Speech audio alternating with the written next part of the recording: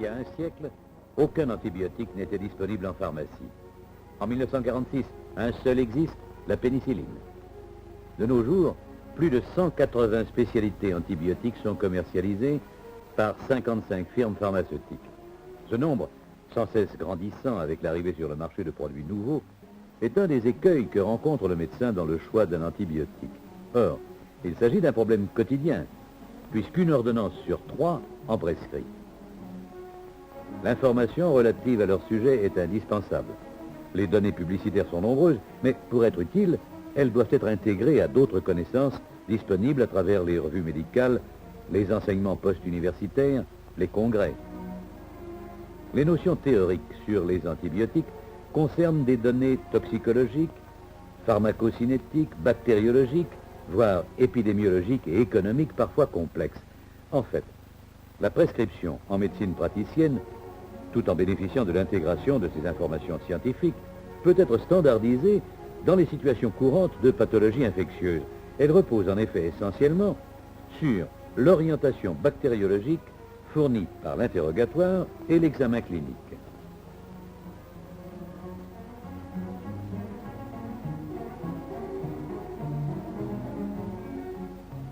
Essayons, à l'aide de 4 exemples pris sur le vif, d'illustrer les raisonnements de base qui doivent guider l'ordonnance d'antibiotiques.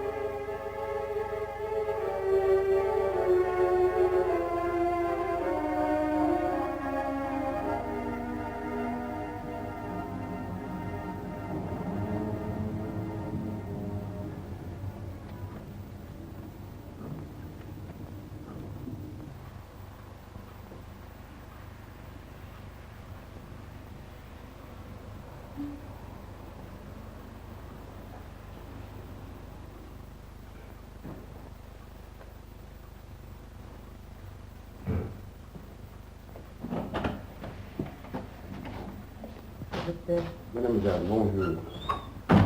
C'est pour Jules, par Oui. Oui, il s'est levé ce matin pour déjeuner. Oui. Et puis, il a été pris de pression. Il a rendu. Alors, au début, on a pensé visite. Oui. Et puis, Il a tremblé? il a tremblé. Bien, je vais aller voir.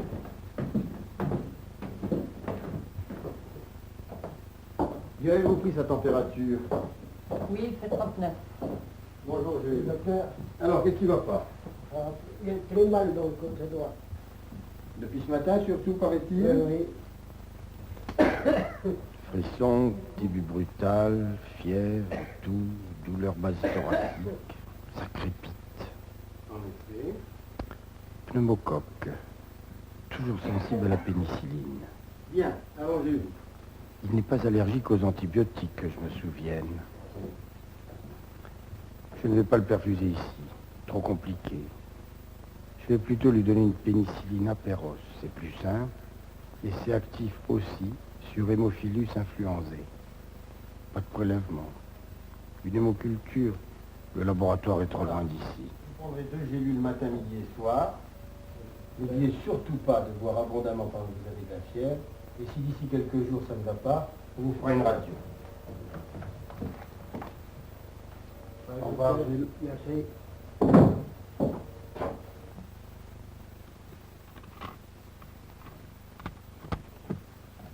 Devant un tableau pneumonique typique, l'orientation clinique permet d'affirmer à plus de 90% le diagnostic bactériologique de pneumocoque. La pénicilline G, à spectre étroit et d'action constante vis-à-vis de ce germe, est ici l'antibiotique de choix à utiliser par voie veineuse. Cependant, la difficulté de réaliser des perfusions à domicile rend licite d'autres bêta-lactamines à spectre plus large, mais bien absorbées péros, comme les pénicillines du groupe A, telles l'amoxicilline. En cas d'allergie aux bêta-lactamines, l'alternative est un macrolide actif sur plus de 90% des souches. Par contre, les aminosides sont toujours inefficaces sur le pneumocoque. L'examen bactériologique de l'expectoration, d'interprétation difficile, est donc inutile. Tout au plus, les hémocultures pourraient, une fois sur deux, confirmer le diagnostic bactériologique. En fait, en pratique courante, les pneumopathies atypiques sont beaucoup plus fréquentes que les pneumonies à pneumocoque. Cliniquement, elles se signalent par un syndrome pseudogrippal, un début moins explosif, une évolution traînante, des signes pulmonaires bilatéraux. La radiographie montre des images interstitielles, illiffuses et bilatérales, légèrement en cause, mycoplasme, chlamydier, légionella, toujours résistants aux bêta-lactamines, sont toujours sensibles aux macrolides.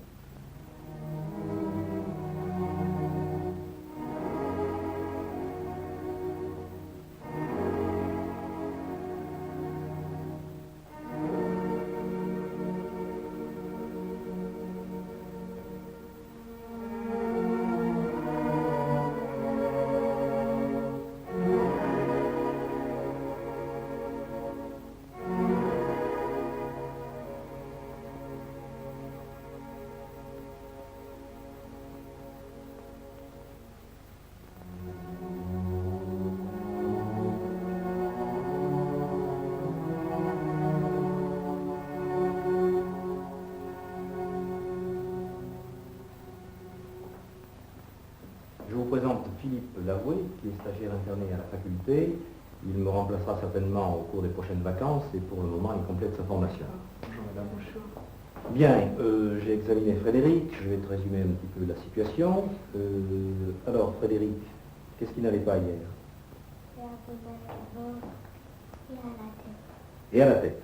Oui, et alors Oui, donc hier il avait mal au ventre à la tête, il avait 38,8, je n'étais pas très en forme bien sûr, mais ce matin, va un peu mieux, mais il a surtout mal à la gorge, oui. Ce qui n'apparaissait pas hier, et il a toujours 38,2.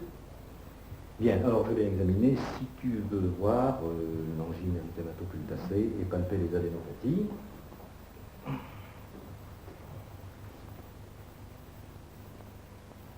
Je vais ouvrir la bouche. Ferrat. Ah, Oui, les grosses amygdales avec un enduit pultacé. Oui, tout y est. Hein. Le début brutal, la fièvre, la dysphagie douloureuse et l'absence de signes associés, pas de cathare oculo-nasal, pas de splénomégalie, pas de diarrhée, pas de myalgie, donc il s'agit d'une hématopultacée. Alors, quelle serait ta prescription? Une pénicilline Perros, 3 millions par jour pendant 8 jours. Frédéric n'est pas allergique à la pénicilline? non, non, pas du tout. Oui, très bien. Hein. Effectivement, une pénicilline Perros ou un macrolide sont des antibiotiques qui, dans ce cas, sont très adaptés parce que de spectre étroit et constamment actifs sur le streptocoque du groupe A. Bien, je vais donc vous faire une ordonnance. Vous lui donnerez un comprimé 3 fois par jour pendant 8 jours et au 10e jour, vous ferez faire une analyse d'urine pour rechercher une protéinurie. Je passe à côté vous faire l'ordonnance.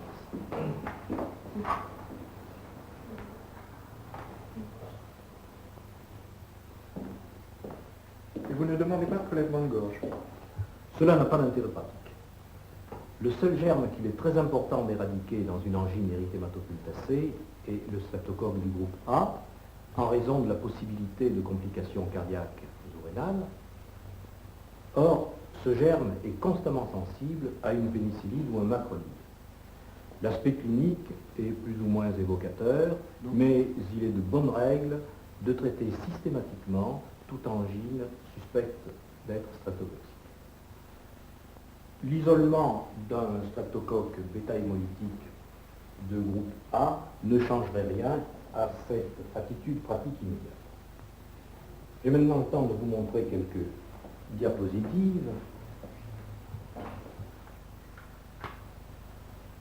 Voici un autre aspect de l'angine érythémateuse streptococcique, la scarlatine, avec son éruption.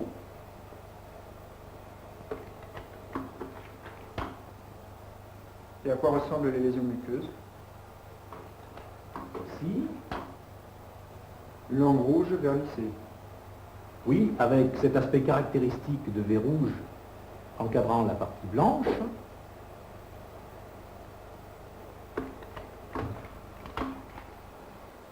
Il y a cependant des angines érythémateuses qui sont manifestement virales. En raison de l'association à une inflammation diffuse des muqueuses oculaires, nasales ou bronchiques, ou en raison d'un aspect vésiculeux caractéristique. L'antibiothérapie, dans ce cas, n'est pas nécessaire. Il existe enfin une deuxième catégorie d'angines, les angines à fausse membrane. De grosses amygdales recouvertes de fausses membranes. La diphtérie s'étant raréfiée grâce à la vaccination, l'étiologie la plus courante actuellement est la mononucléose infectieuse. Cette infection virale due au virus d'Epstein-Barr ne nécessite pas non plus d'antibiothérapie. L'erreur dans ce cas serait de prescrire une pénicilline du groupe A, type ampicilline, qui donne avec une très grande fréquence des accidents cutanés allergiques.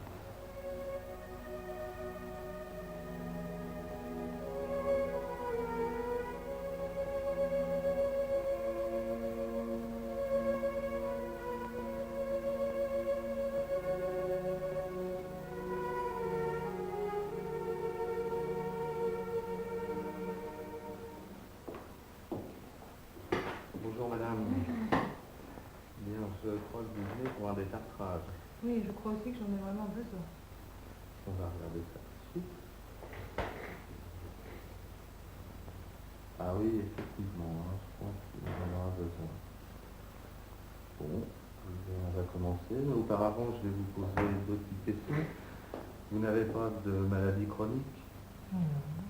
Pas de diabète, pas de problème rénaux, pas de problème cardiaque? Un petit, c'est-à-dire que j'ai vu mon médecin traitant il y a quelque temps qui m'a adressé un cardiologue. Et il s'est avéré que j'avais une petite anomalie d'une valve du cœur, mais rien de grave, et d'ailleurs je n'ai aucun traitement à suivre. Et votre médecin traitant est? Le docteur Morel de Plaisir.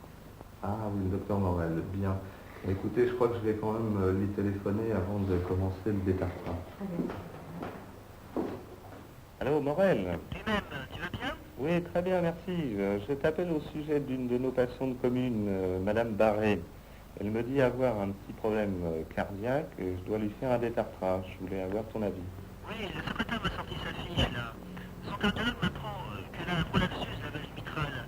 Et je n'ai pas eu le temps de m'en expliquer avec elle. Ah oui, effectivement, hein, ça peut provoquer une bactériémie relativement élevée, hein, au même titre qu'une extraction ou qu'un abcès dentaire. Oh oui, il faut qu'on la mette sous antibiotiques. Il ne faut pas qu'elle fasse endocardique là-dessus. Oui, oui, c'est ce que j'avais pensé. Hein.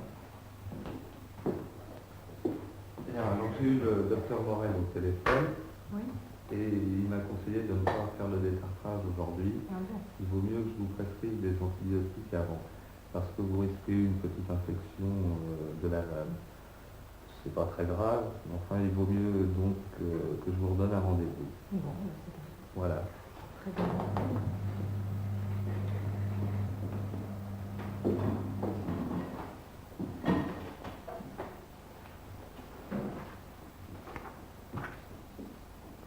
Un produit actif sur les streptocoques et les germes anaérobies de la flore buccale. Son taux sérique devra être maximal au moment du détartrage et il faut couvrir les quelques heures post-opératoires.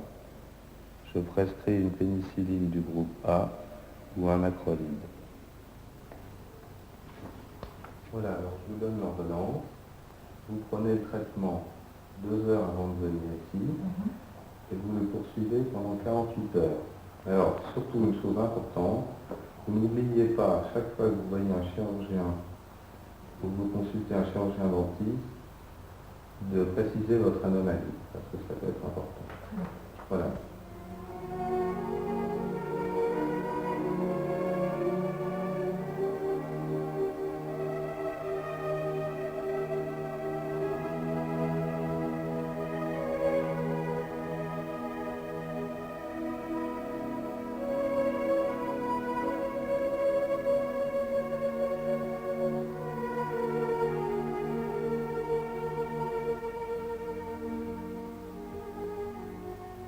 Bonjour Madame Delon, qu'est-ce qui vous arrive? Bonjour docteur.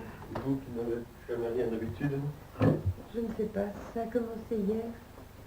Je ne me sentais pas très bien. Et puis cette nuit, je me suis réveillée en sueur. Alors j'avais mal là, ici. Et j'ai pris ma température parce que je tremblais. J'avais 38,7. Et ce matin, malgré l'aspirine, ça ne va pas mieux. Alors je vous ai appelé. C'est la première fois que ça vous arrive? Ah oui, je n'ai jamais eu ça. Vous n'aviez pas de difficulté en urinant ces jours-ci?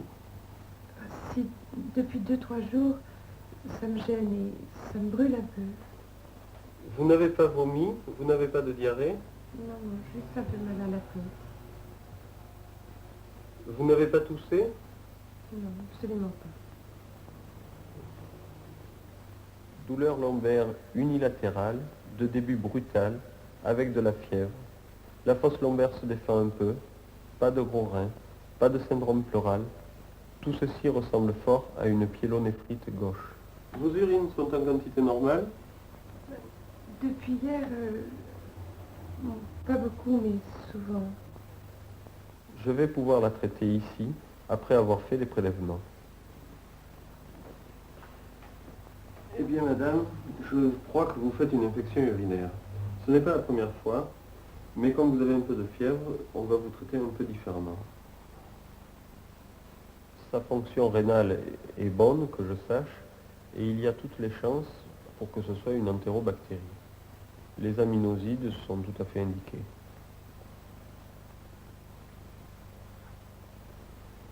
Voilà ce que nous allons faire.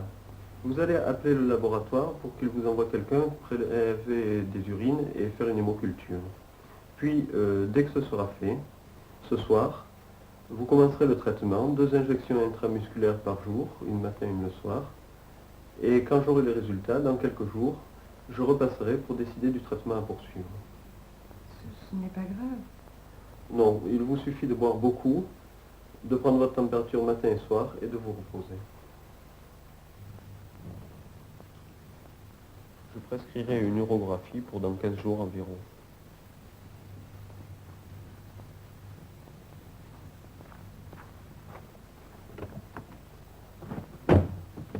C'est vrai, vous avez tout à fait raison.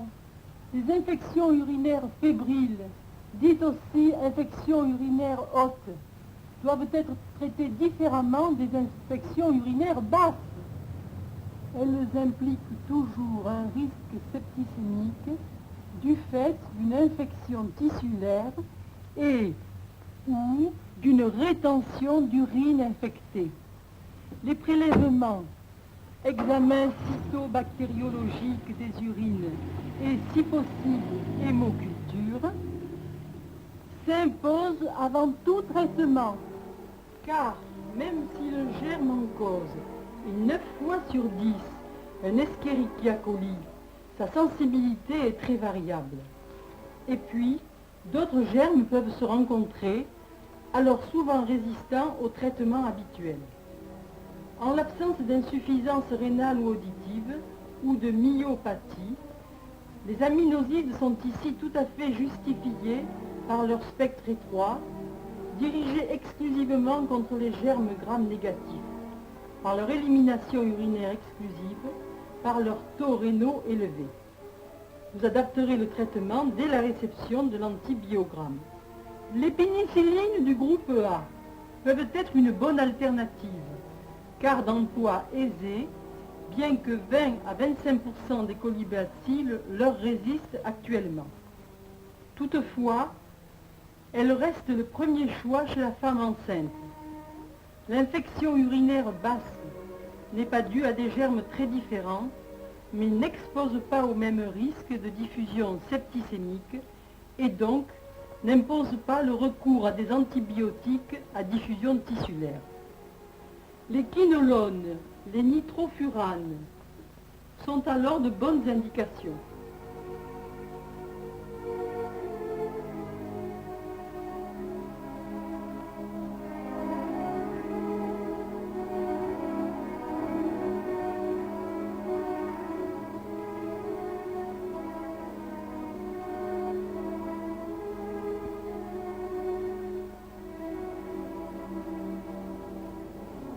conclusion, ces quelques exemples de prescription illustrent deux notions importantes.